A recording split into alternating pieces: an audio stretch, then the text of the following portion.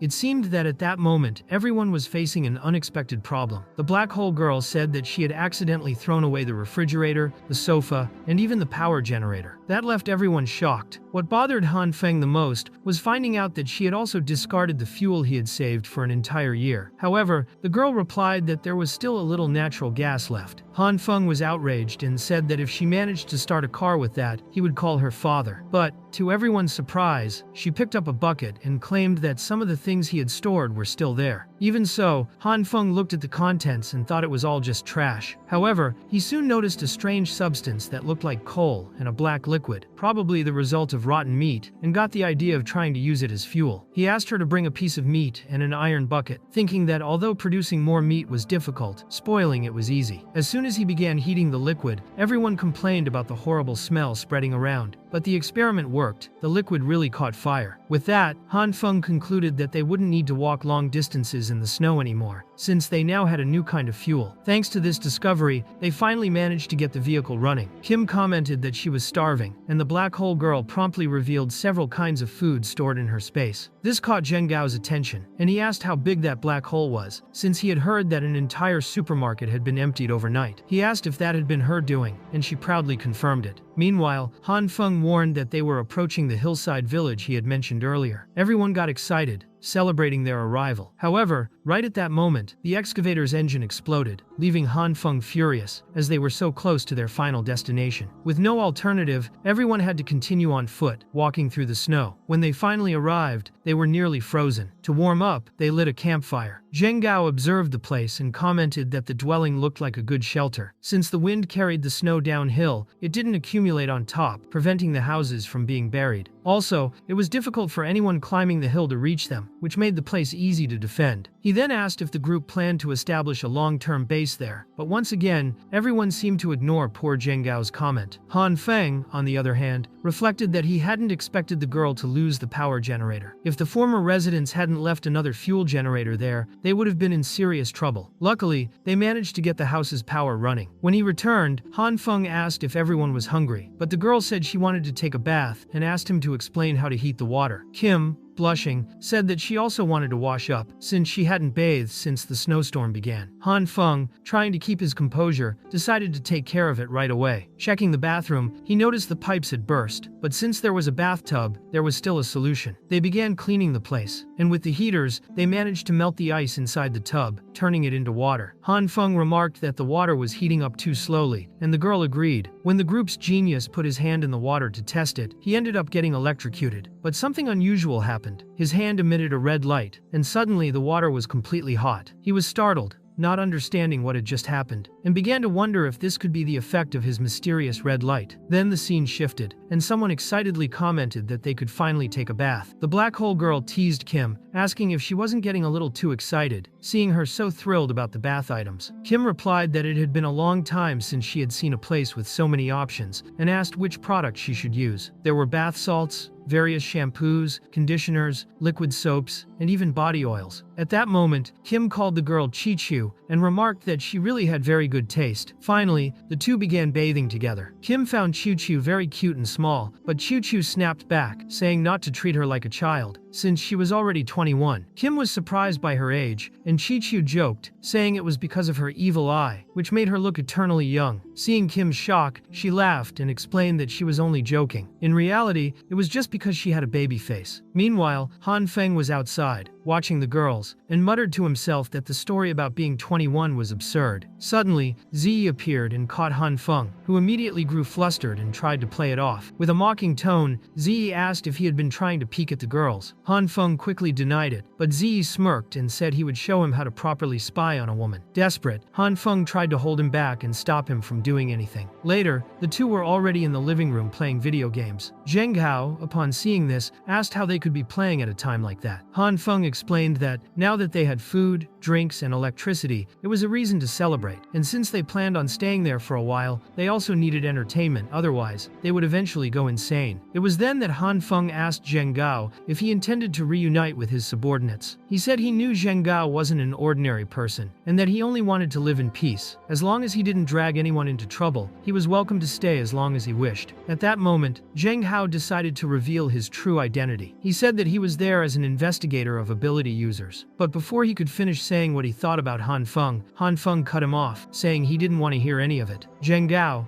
understanding the situation, agreed. He said that as soon as his arm healed, he would leave, but he assured Han Feng that he wouldn't tell anyone what he knew, so there was no need to worry. Shortly after, the girls showed up, saying they had finished bathing, and asking if the two of them weren't going to wash up as well. Ziyi joked that he would save water by bathing together with his brother. Han Feng, startled, replied that he didn't want to bathe with another man. Even so, he ended up being forced to share the bathroom with him. Later, everyone had a hearty meal, and at last, they were able to sleep peacefully after such a long time. The next day, Han Feng reinforced the walls, the roof, and the fences around the village. He also took the opportunity to convert the room on the top floor into a sauna, from which he could look out over the mountain while relaxing. That was when he spotted someone climbing up the hill. He rushed out to help and managed to save the man, bringing him inside. Then he asked Z if he knew him. Z replied that yes, he did, and that the man's name was Chang Do, the right-hand man of Chief Liu, the same man who had once helped Hanfong acquire a weapon. When he woke up, Chang Do recognized Hanfong as the boy who had bought a weapon, and he was surprised by the reunion. After calming down, he explained what had happened. A few days earlier, their office had been attacked by a group of soldiers. Many had been killed or injured, including Chief Liu himself. Z immediately asked what had happened to the chief, and Chang Do explained that, thanks to Hanfeng's advice, the chief had stockpiled a large number of supplies in advance, which allowed them to withstand the crisis and save hundreds of residents. However, a group of soldiers broke into the place, stole the supplies, and killed several innocents. To protect everyone, Chief Liu fought back, but he was shot in the leg and captured. The survivors had agreed to regroup in a village where the supplies had been stored. That was precisely the same village where Hanfeng and the others were now. Worried, Z asked if the chief was still alive. Chang Do replied that most likely he was, which brought a bit of hope. For Z, that was great news, since, if not for Chief Liu, he might not even be alive himself. Hanfeng then asked Chang Du to take him to Chief Liu, as he needed to rescue him as quickly as possible. However, Chang Du questioned whether he had lost his mind, since the place was full of armed men, and it didn't make sense for only 2 people to attempt such a dangerous rescue. Even so,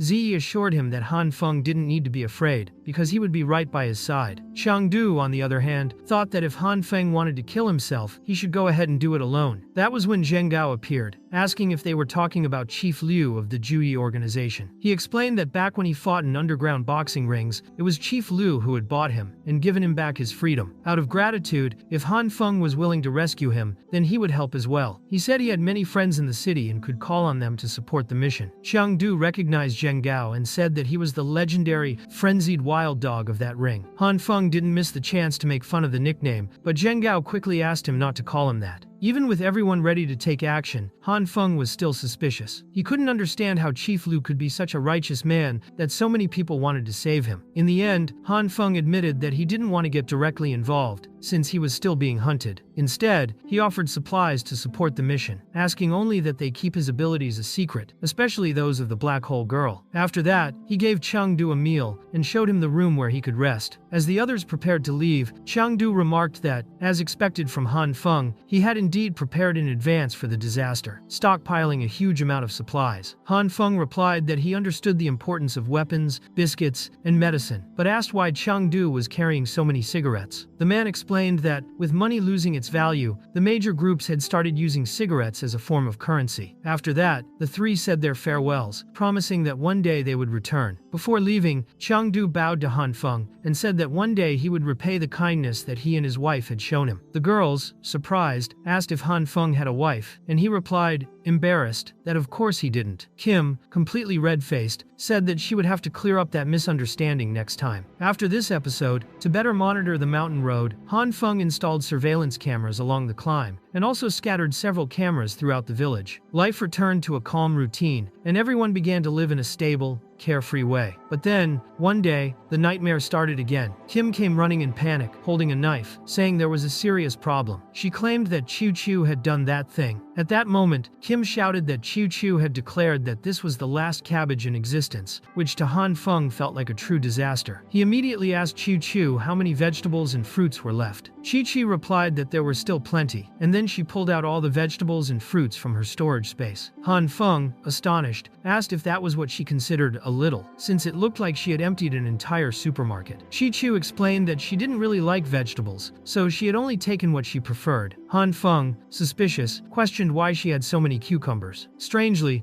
Chi Chu replied that it was because she liked cucumbers a lot. Not wanting to imagine the reason, Hanfeng turned his attention back to the situation. He said they were consuming supplies quickly, and if they didn't restock, they would soon run out of food. He knew that, at that moment, he could only replicate wheat, soybeans, broccoli, and meat. All his attempts with other vegetables and fruits had failed. Only one cabbage remained. Knowing that they depended entirely on him, Hanfeng tried to multiply that single cabbage, but every attempt failed. He began to sink into despair and sadness, wondering why he couldn't achieve even one success. The pressure mounted, and he feared that soon there would be no more vegetables left to eat. Shichu, however, suggested that he use the cucumbers she still had. bad. She also commented that the lack of vegetables wouldn't kill anyone, since they could take vitamin pills. That was when Kim suggested they try to grow vegetables themselves. Hanfong replied that it was far too cold outside for that to work, but Kim said that every year she grew vegetables on her home balcony. As long as they managed to maintain proper lighting and temperature, it would be possible to grow vegetables indoors. The first step was to gather a balcony gardening kit, some soil, nutrient solution, and LED lights to provide supplemental illumination. Hanfong was impressed and thought Chu was practically an expert in gardening. However, Chu immediately asked how they were supposed to get all those items, and the other two questioned if she, by any chance, didn't already have them at hand. Outside the house, Hanfong noticed that the sun was completely frozen, which made digging the ground extremely difficult. When Kim tried to dig, the shovel she was using ended up breaking. Back inside the house, they asked Chu how many planting containers she had prepared, and she replied that she hadn't been idle. She had already made several ready. Hanfong assessed that the plastic bottles could be enough, but the frozen soil prevented any real progress. It was then that Chu